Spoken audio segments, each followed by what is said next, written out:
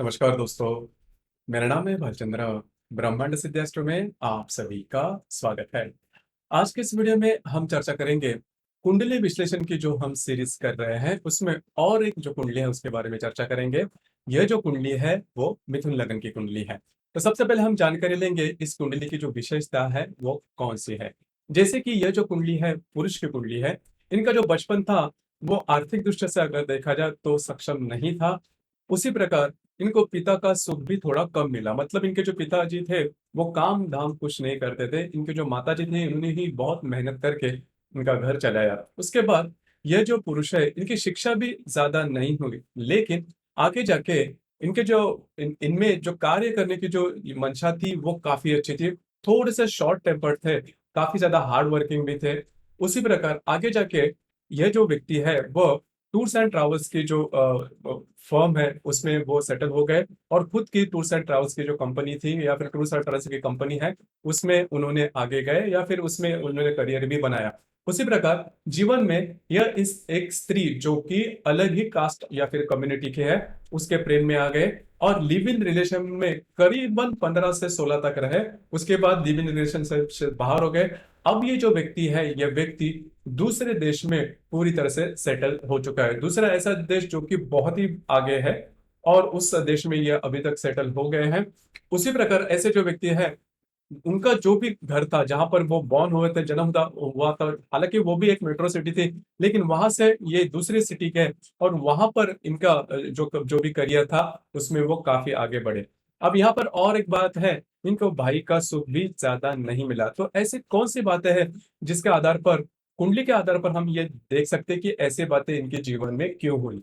तो जैसे कि मैंने कहा कि इनको घूमना फिरना ज्यादा पसंद था या फिर इनका जो काम था वो घूमना फिरने वाला ही ज्यादा था। जैसे कि आप यहाँ पर देख सकते हो कि यह जो कुंडली है इस कुंडली का जो लग्नेश है बुध, जो कि यहाँ पर व्यय भाव में है। तो लग्नेश, भाग्येश, तृतीयेश और व्ययेश ये आपके लिए बहुत इंपॉर्टेंट होते हैं कि यदि नॉर्मल जो प्रश्न पूछा जाता है कि परदेश गमन होगा या नहीं, या फिर मैं किस जगह पे जाऊं, या फिर मेरा जन्म स्थान है वहां पर वहां से दूर का जो स्थान है वहां पर, मतलब ऐसे जो प्रश्न होते हैं इसके लिए आपका जो लग्नेश, तृतीयेश, व्ययेश और जो भाग्येश है वो सबसे ज्यादा महत्वपूर्ण होता है। अब यहाँ पर आप देख सकते हैं कि जो लग्नेश है वो व्यय भाव में है। उसी प्रकार जो तृतीयेश है रवि, वो भी इसी राशि में मतलब लगन भाव में, और वो भावारंभ में है। मतलब लगन जो है वो 8 डिग्री पर है और जो रवि है वो 11 डिग्री पर है।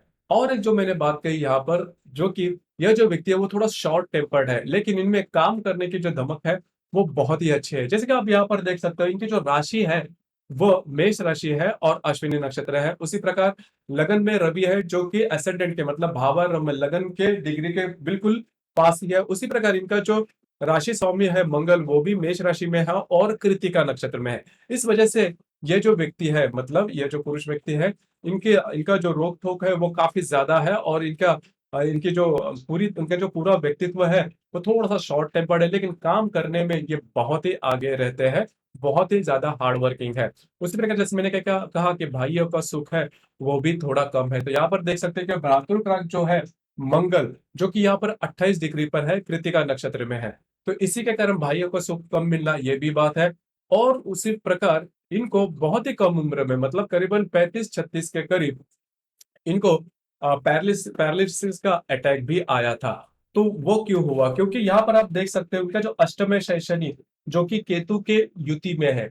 ये बात बहुत महत्वपूर्ण है। उसी प्रकार इनके राशि का जो स्वामी है मंगल, अभी जैसे मैंने कहा वो भी कृत्तिका नक्षत्र में है। तो इसी वजह से देखिए आपका जो लग्नेश है या फिर आपके राशि का स्वामी है या फिर आपका षष्टेश या फिर आपका जो अष्टमश होता है वो बहुत ही महत्वपूर्ण होता है। जैसे कि यहाँ पर इनका जो षष्टेश है वो कृतिका नक्षत्र में है मंगल, और जो अष्टमेश है शनि वो केतु की युति में है। उसी प्रकार इनकी जो राशि है वो भी मेष राशि है। तो मेष राशि अगर चेंज होती तो बातें नहीं होती, लेकिन यह जो योग है वो स्वास्थ्य के बारे में बहुत ही एक्सट्रीम पर, और इनको जो अटैक आया था पैरालिसिस का वो काफी एक्सट्रीम पर था। उसके बाद इनको कार्डियक अटैक भी आया था। तो स्वास्थ्य के बारे में बहुत ही एक्सट्रीम पर ये गए थे, ये बात थी। दूसरी ज्यादा महत्वपूर्ण बात मैंने कही कि यह जो व्यक्ति था वो अन्य मतलब स्त्री के साथ जो कि अन्य रिलीजन की थी, कास्ट कम्युनिटी की थी, उनके साथ ये लिव इन रिलेशनशिप में रहे। अब ये जो स्त्री है वो शादीशुदा थी, लेकिन उन्होंने डिवोर्स लेने के बाद ये लिव इन में आ गए और इनकी उम्र से वो बड़ी भी थी। तो ये जो रिलेशनशिप है वो थोड़ा सा एबनॉर्मल है। तो वो क्यों हुआ? अब जैसे कि आप यहाँ पर देख सकते हो कि यहाँ पर जो शुक्र है, नॉर्मली आपका आपकी जो लैंगिक दृष्टि होती है या फिर जो विवाह सुख होता है, वो शुक्र से या फिर आपका जो सप्तमेश है, उससे ज्यादा देखा जा सकता है। अब यहाँ पर आप देख सकते हो कि जो सप्तमेश है, वो गुरु के जो गुरु है, वो भाग्य में है। लेकिन जिस राशि में है, उस राशि का स्वामी मतलब जो गुरु है वो कुंभ राशि में है, लेकिन कुंभ राशि का जो स्वामी है शनि, जो कि यहाँ पर केतु के युति में है। इस वजह से गुरु की जो फल देने की जो कैपेसिटी है, वो पूरी तरह से समाप्त हो चुकी है। उसी प्रकार सप्तम भाव से लेकर जो षष्ठ भाव होता है, जो कि व्यय भाव आता है, उस राशि का जो स्वामी है शुक्र, वो भी यहाँ पर आप राहु के युति में देख सकते हो।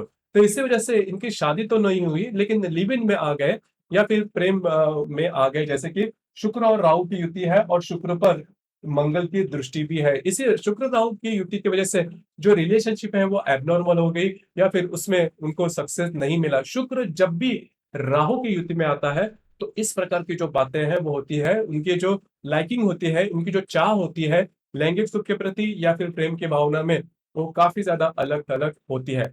और इसी वजह से इनको हुआ क्या कि विवाह सुख में बाधा आ गई। और यहाँ पर और एक जो बात है जो कि महत्वपूर्ण है, जो शुक्र है वो आश्लेषा नक्षत्र में है।